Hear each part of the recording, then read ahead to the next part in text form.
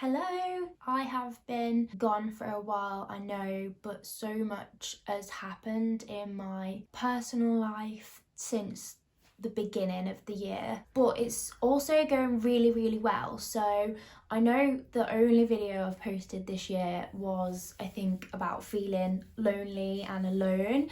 And although that was the case at the time, I am definitely in a much better place. And this year I feel like I've been dealing with things in a healthier way than I was in 2022, and I think there's a number of factors. Most of it is that everything that I was learning in 2022 and everything that I was trying to implement, I actually have been able to implement, and sticking to that means that I am a little bit more resilient to things that happen. So I just wanted to talk about a few things that have happened for me this year that have been huge and how I've dealt with those. The first one, and probably the biggest one, is that my relationship with Oliver has ended.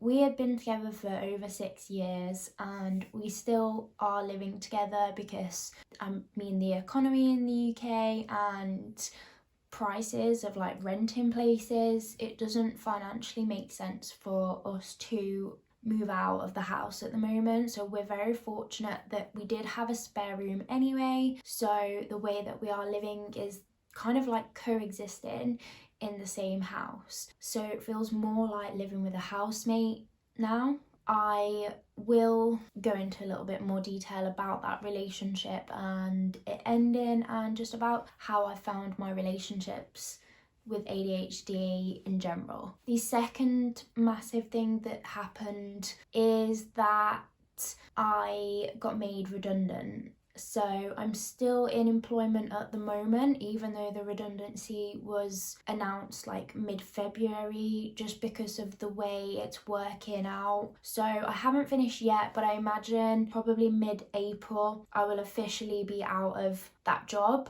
I'm not gonna lie, that was not a pleasant situation, but I also had the pleasure of being furloughed back in the beginning of COVID, and I feel like that was a really stressful work situation and that sent me into depression. But this time I feel like I'm handling it really well. Part of that is to do with the difference in my mentality and, like I mentioned, just being a little bit more resilient. The third thing that unfortunately happened like 4 days before the redundancy is my granddad passed away. So that was, again, like on the day of, I was going to visit him and I live quite far away. I got the news that he had passed the night before, so I didn't even get to see him one last time, and I hadn't seen him since January in hospital. So I think that can feel like my knee now is starting to move a lot, and that's fine. I'm gonna let it do that because it's obviously my body's way of expressing that energy that's come up from talking about these things. I think also the reason I didn't get stressed about being made redundant, because I was like, hang on a second, I've lost one of the most important men in my life. My relationship with my best friend has ended and I'm now facing the reality that I'm single, and what I want I've got to go and look for, and I've got a date and all this stuff. For me, job security was just like, I can't even worry about the fact that I need to look for another job. So there's been a lot going on, and you can probably imagine why I haven't made it out to film a video. It's a lot when other things are taking place in life. So that is why it's the 31st of March today and I'm only just making another video. But I just wanted to give you an update on those things. And before I leave, I just wanted to specifically talk about ADHD and relationships in my experience. My first relationship was when I was 16 to 17, and that was quite an eventful one, you know, about the age where everybody's immature anyway. He was a little bit older than me, and he had some unhealthy addictions that I also kind of got dragged into. But at that time, you know, being undiagnosed and coming out of high school and dealing with hormones and puberty and new relationships and new friendships and this new sense of freedom where I was like, oh, I can just walk out my house and do whatever I want. That kind of rebellious attitude. Yeah, it kind of played out probably like most relationships did around that time. My second relationship, so that was with a guy who lived in Florida, and I ended up going out to stay with him for a few months, and he came over and I went back over, and that again lasted for about a year. He again was he had his own, although he was straight edge and would not let me forget it, he had his own vices still, so trigger warning. But yeah, he had, you know, self-harm tendencies. So did the guy before. You know, I don't know if it was just people at that age, you know, we all kind of need an outlet, and none of us are really educated in how to express ourselves emotionally in a healthy way. So I think that is why a lot of people do turn to like those addictive behaviors and self-harm tendencies. That was, yeah, quite an unhealthy relationship. I didn't at the time notice anything that could have been put down to any neurodiversity though. And after that, I had my third longer term relationship. That one lasted for about a year and a half. And this is the one that had the biggest impact on probably, I'd say, my mental health and also my awareness of my own behaviour. And that's because the guy that I was dating at the time had ADHD, and he announced this pretty early on. He has a brother that was diagnosed with Asperger's at the time, a younger brother, and he also had a younger sister who at the time was going through high school and getting her own ADHD diagnosis. So this was quite a neurodiverse family. And before meeting this guy, I'd not really had any encounters with anybody who identified as neurodiverse or had been diagnosed to my awareness with ADHD. It was something that was never really mentioned, and I hadn't been around it. I had no prior knowledge of it. But I was so in love with this guy. His whole energy, I was just like transfixed with it.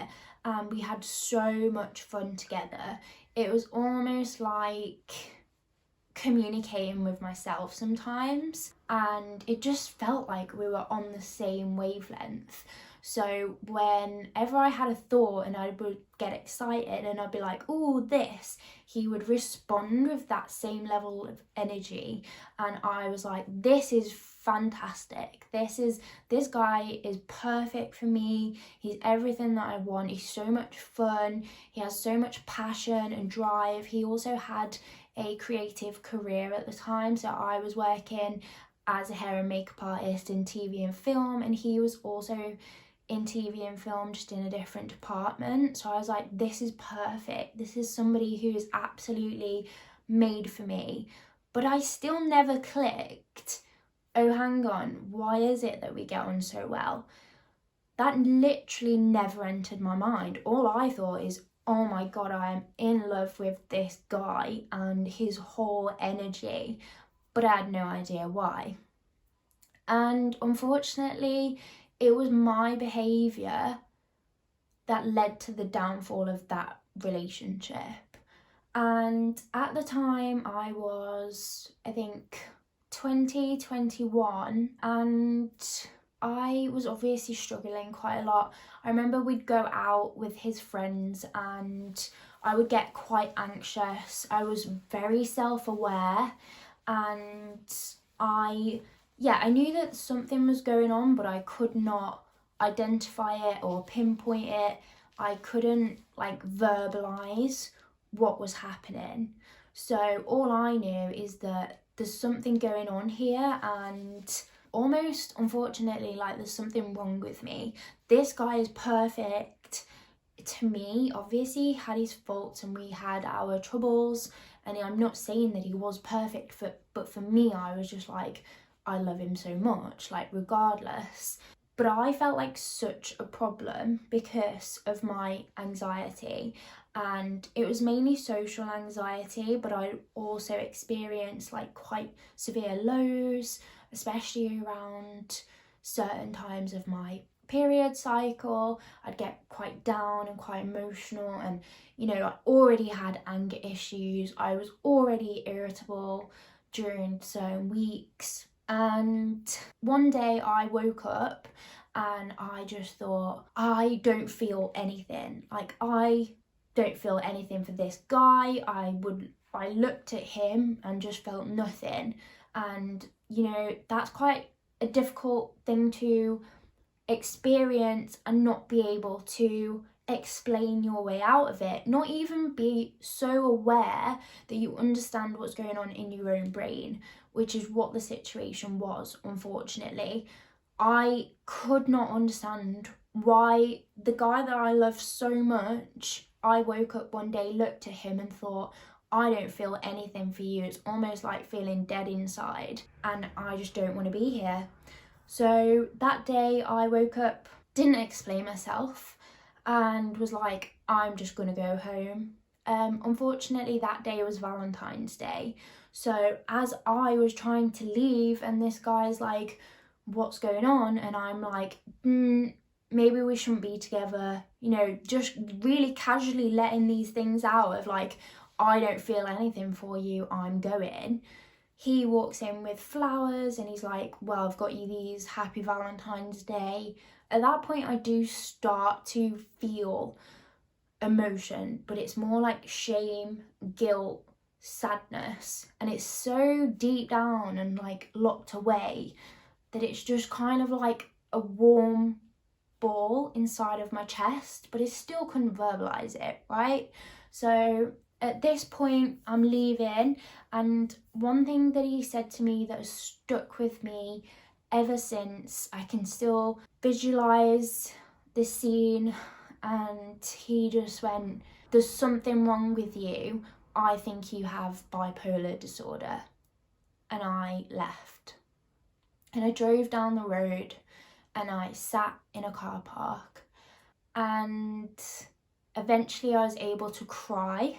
And that physical release of emotion meant that it unlocked all of these feelings and it kind of came loose. And then I was like, what the hell am I doing? I've just woke up with this guy. He's got me flowers. It's Valentine's Day. We're supposed to spend the day together.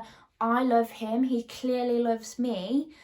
In my mind, I was like, oh my God, I've realised like the dark clouds have cleared. Let me go and make this right. At that point, it was too late. I tried to make it up with him, and unfortunately, he never wanted to see me again after that day. I treated him so badly on that day that he never wanted to see me again. That absolutely broke my heart. And I remember at the time thinking, there is something wrong with me. I don't know what it is, but there is something wrong with me. Other people don't act like this. I don't see other girls or other guys saying that their girlfriend wakes up and does this to them. So, I felt a lot of guilt, and I felt a lot of shame. I felt a lot of sadness, heartbreak. I've lost what I thought at that time was like the love of my life because of my bad behaviour. And all I could put it down to was bad behaviour. I think I might have done a bit of research into bipolar disorder, but I remember reading it and being like, I'm really not that clear-cut and extreme. I'm really not. So I was like, I don't want to really pursue that. I don't think that's correct. Anyway, fast forward until I met Oliver. Maybe this is a bit of a pattern, just like reflecting, on my history of relationships, that I have kind of gone from one to one to one to one to one. Obviously, I've had periods of time in between. It's been 11 years since I've had those few relationships. So I've obviously had big gaps, and before Oliver, the longest relationship I ever had was like a year and a half, and like I remember getting over that year and to the year and a half point and being like, oh my god, they normally end by now. That's also something that I noticed when I was with Oliver in the relationship, that every time we'd reach a milestone like 2 years, I was like, oh my god, I've never got to this point. 3 years, wow, 3 years. 4 years, I was like, 4 years. Then I start to get cold feet. I'm like, whew, 4 years with one person. I am starting to sweat a little bit. I don't know if I'm made for this. I don't know if I want this at this point.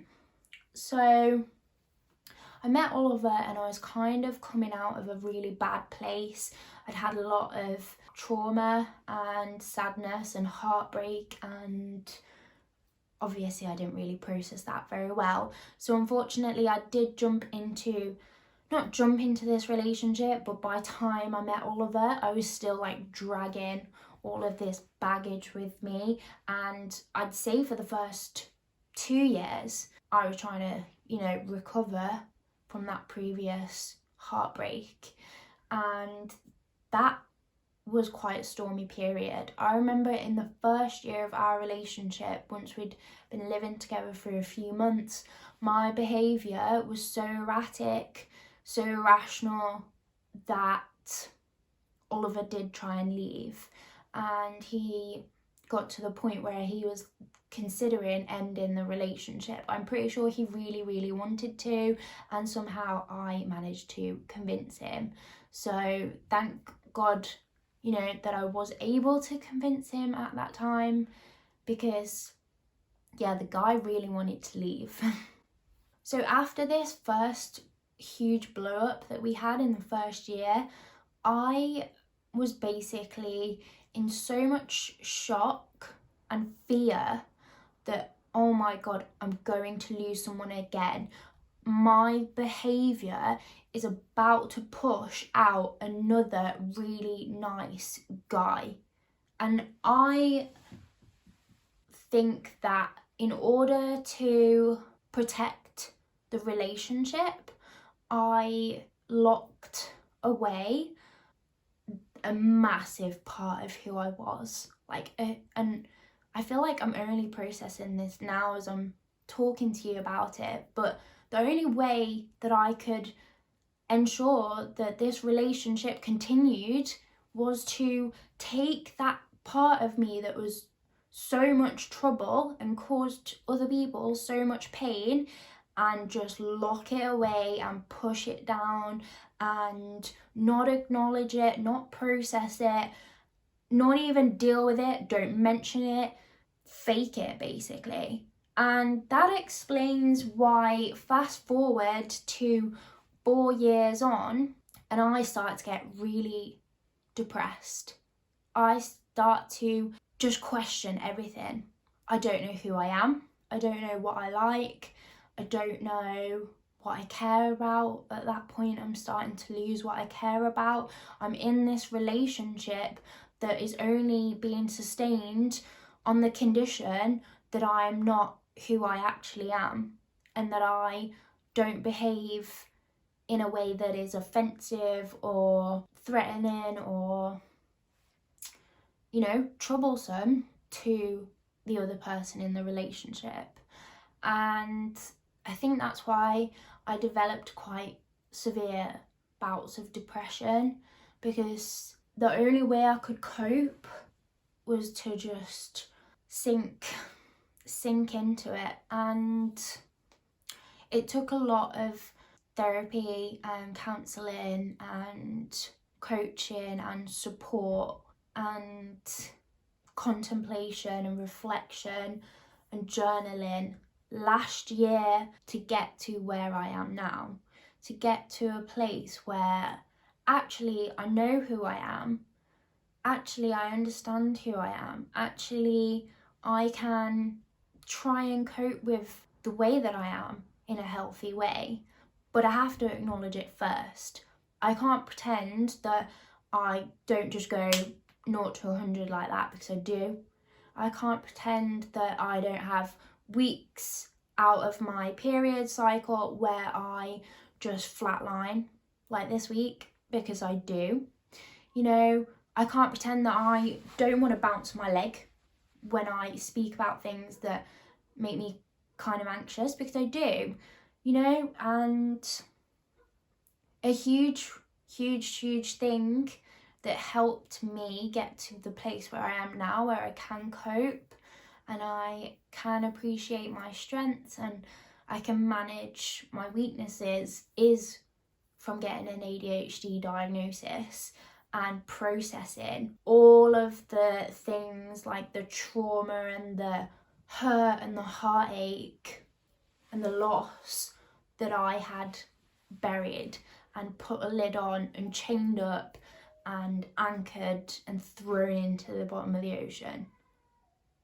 So that's how we kind of get to where we are now. And I think that discovery process really highlighted, when I was honest with myself, that me and Oliver are very different people. He is like stereotypically very neurotypical, and I am quite neurodiverse. And you know, there are a lot of things about me that he just can't really ever understand, because he doesn't know what it's like to have my brain. So, not to be exclusionary, and obviously I still am inclusive with my friends and the people that I communicate with, but I do strongly feel that moving forward, the relationships that I would like to get in and stay in, and probably the healthiest one for me, would be with somebody who I can be honest about my neurodiversity with, and just express myself in the ways that I need to express myself, and I have to hold myself responsible for doing that in a healthy way. And my awareness of my behaviour, and just based on experience, you know, like how many relationships and people do I have to go through until I get to a point where I say, I'm not gonna put anybody through that anymore. I'm gonna deal with my stuff so I can be a 50% healthy, strengths-based partner, and not somebody who is just a drain on the relationship, because that is how I felt a lot of the time. So that's my little thing on ADHD and relationships in my experience. I'd be interested to know if anyone's experienced anything similar, maybe like the pattern of like relationship to relationship and just like bad ending after bad ending. I'm very fortunate that me and Oliver have ended on really good terms, like we're still really good friends and we're able to live together, and we both just want the best for each other.